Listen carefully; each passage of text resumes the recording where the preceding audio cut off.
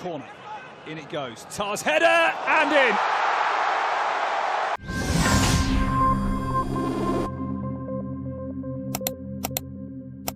Okay, let's unpack this one. We're diving deep into a match from the brand new 2025 FIFA Club World Cup. Yeah, and what a match. A scoreline that really jumps off the page. It absolutely does. You see the result, 9-0, and you think you know the story.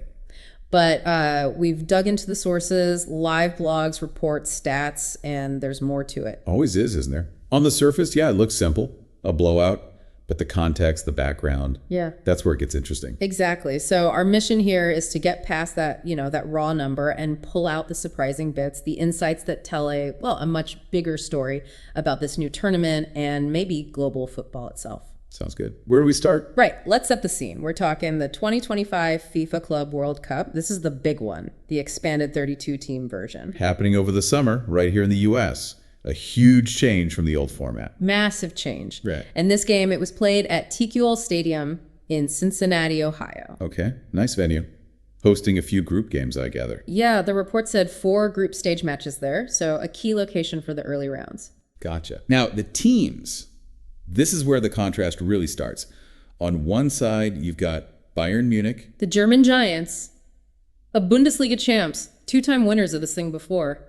Company in charge now? Yep. A powerhouse full of pros, huge resources. You know the drill. Absolutely. Elite level. And their opponents, Auckland City FC from New Zealand. Reigning Oceania champions, managed by Albert Riera. And this is where the sources immediately kind of framed it, didn't they?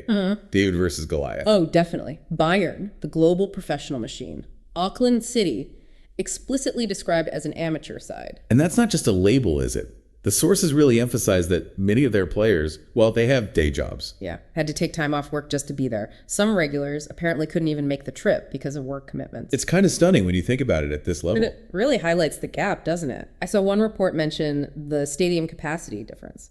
Bayern's ground holds, over 20 times more people than Auckland's? Wow. Yeah, that paints a picture. It really does. Tells you the scale difference right there. And historically, this was a first time these two clubs ever met. Right. Bayern hadn't played a New Zealand team. Auckland hadn't faced a German team. And it was the second game of the whole tournament, the Group C opener. So quite a stage setter. Absolutely. High profile, first game for these teams. So with that massive expected mismatch, how did the actual game start, according to the reports? Well, no surprises, really. The sources all agreed Bayern were dominant right away. Like possession-wise? Oh, yeah. Holding something like 75% of the ball early on. Just completely controlling it. And the goals. They didn't take long, did they? Not at all. Kingsley Coman opened the scoring. 6 minutes. From a corner. Yeah. Ta assist. That's right. Header. Good start for them. Tough start for Auckland. Then Sacha Bowie, he made it 2 around the 18th minute. Coman involved again, setting him up. Building pressure. Well, then it just exploded, didn't it? It really did. This was the bit where you could almost feel Auckland struggling to keep up through the commentary. Michael Lee scored, 20th minute. Muller assist. And then straight away almost. Yeah, barely a minute later. Comey gets his second. Lee's the provider this time. 21st minute. So that's, 3 goals in just 4 minutes. Incredible pace. Just bam, bam, bam. The reports kind of captured that feeling of Auckland being overwhelmed right then. You can imagine. And the stats back that up, right? The shot count. Totally. Bayern had, let me check. Yeah, 19 shots with 11 on target just in the first 55 minutes. Wow. In Auckland. Just 1 shot off target. In that same period, tells you everything about how hard it was for them to even get near Bayern's goal. Just relentless pressure. And it wasn't over for the half either. Nope. Thomas Miller got in on the act, 45th minute, made it 5. Elise with another assist. Elise having a great game. He was. And then he scored again himself, just before halftime, 45 plus 3. Bowie set that one up. So halftime score, Bayern Munich 6, Auckland City 0. 6-0. Just staggering. And, going back to Auckland City, it's important to remember what we said. Amateur team. Players juggling jobs. Exactly. That context is crucial for understanding that scoreline. But it's weird because, they've been here before. A lot, actually. Yeah, this was their 12th time at the Club World Cup, the sources reminded us. which is amazing in itself. And they even had that incredible run in 2014, didn't they? Got the bronze medal. That's the thing. They beat a professional Mexican team back then. Yeah. So they can compete. They have caused upsets. So what's different now? Just the opponent, the format. Probably a bit of both. I mean, facing a full-strength Bayern in this new, bigger format. Yeah. It's maybe a different level of challenge than some they faced before. Yeah. It really throws the difficulties for teams from, let's say, less resource leagues into sharp focus. Yeah, good point. Now, even with 6 goals conceded in that first half, there was one Auckland player the report singled out. Ah, the goalkeeper, Connor Tracy. Right. Must have been incredibly busy. Under siege, basically. But yeah, despite, eventually letting in 9, the reports really praised him. Made several big saves. How many did the stats say? 7? 7 total saves, yeah. And the feeling was it could have been even worse without him.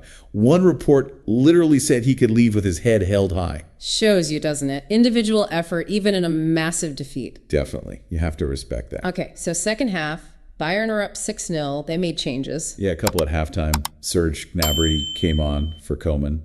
And a young player, Leonard Carl, replaced Elise. Leonard Carl, first appearance for Bayern. Yep, his senior debut. Yeah. Quite the stage for it, even if the game was, already decided. Good moment for him. And more subs followed for both sides as the game went on. But the big one for Bayern, impact-wise, was Musiala coming on. Absolutely. Jamal Musiala replaced Harry Kane around the 61st minute. Which is kind of funny, isn't it? 9 goals in the game, and Harry Kane doesn't score. Yeah, it speaks volumes about their depth, I suppose.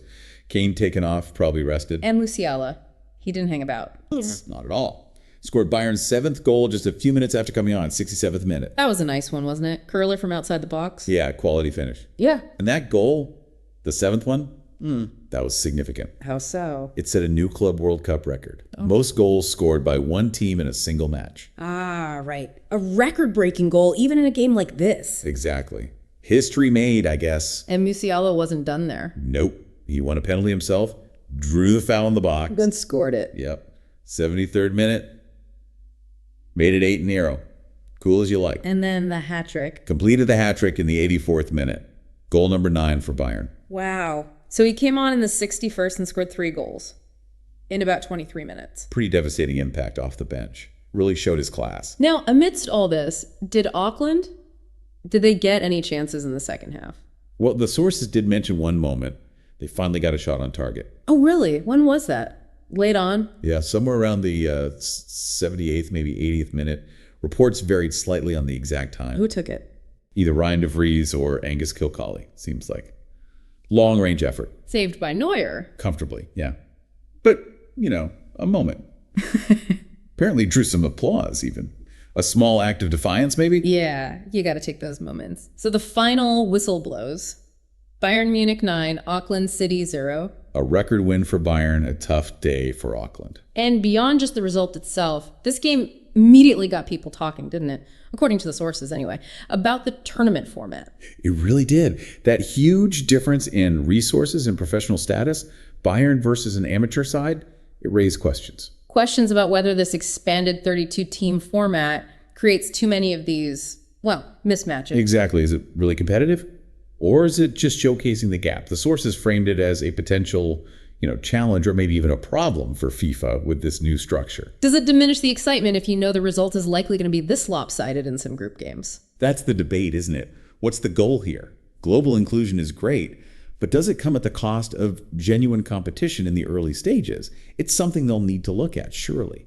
And just looking at Group C specifically, this result puts Bayern firmly in control, obviously. Massive goal difference advantage. They play Boca Juniors next, I think. Right. And for Auckland City? Well, after a record defeat like that, the sources basically wrote off their chances of advancing. A very, very steep hill to climb. Makes sense. Okay, so let's try and boil this down. Key takeaways from this deep dive. Well, first, obviously, the sheer scale of Bayern's 9-0 win. It wasn't just goals, it was dominance.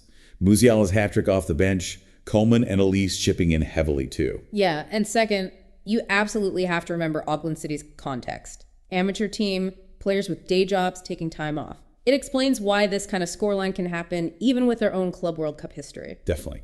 Third, that record. Bayern setting the new mark for most goals in a Club World Cup game with their 7th. A little piece of history tied to this match. Right. And finally, maybe the biggest takeaway. how this match really highlighted the massive differences between clubs in this bigger tournament. It sparked that whole debate about competitive balance, didn't it?